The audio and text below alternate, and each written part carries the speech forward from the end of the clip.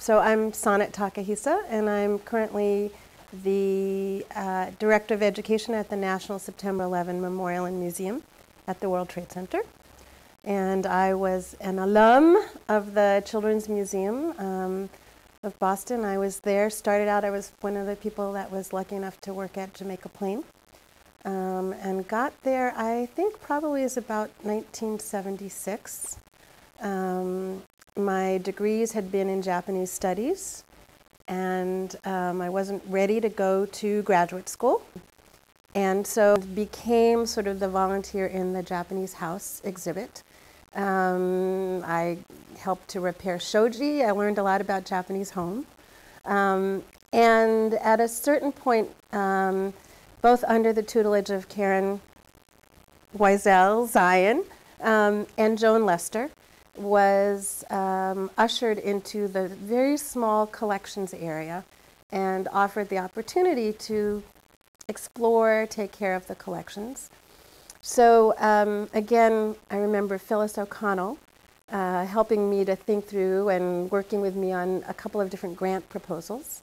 One was a proposal that I think we did to NEH, but it ended up being funded by the Folk Arts of NEA, where we looked at the celebrating of 4 different traditional Japanese festivals and what that would mean to the Japanese house, and using the collections as a basis. Part of that was Girls' Day, which is March 3rd, is my birthday. And as someone who is half Japanese and grew up in a Jewish household in Brooklyn, had had very little opportunity to connect with the objects and things that related to, particularly to Girls' Day.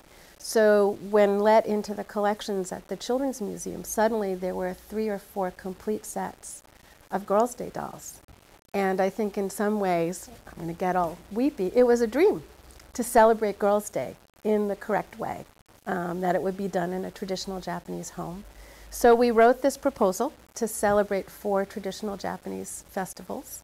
And as part of that, again, this was so much an incredible foundation of what I think I have continued to do in my museum life. It became one about a comparison of traditional Western ways of conserving museum objects, and then also bringing in members of the Japanese and Japanese American community to talk about the traditional Japanese ways of caring for particularly these holiday-based objects.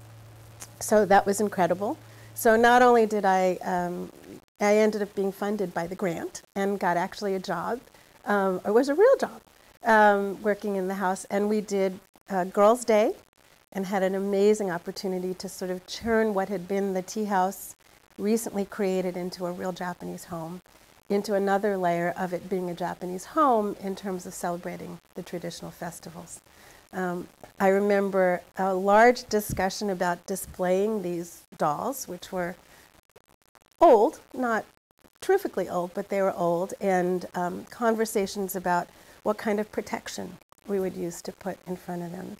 And in a Japanese house, the tokonoma, the recessed niche, is a place where you always put things. And we had a large discussion. I even think Mike Spock was involved in it, about what do we need to do to protect these objects. And we made a decision to display them in the traditional way. And that was not to put a glass in front of them and to put them in the tokonoma. The guys in D&P, design and production, helped me build a stair step based on photographs. We put the dolls up. I got some Japanese moms from the Japanese language school to help demonstrate the proper way to do it. And they explained, too, that often girls would bring their own personal dolls to put at the base. So I did that and brought my doll, which was also something that people could touch.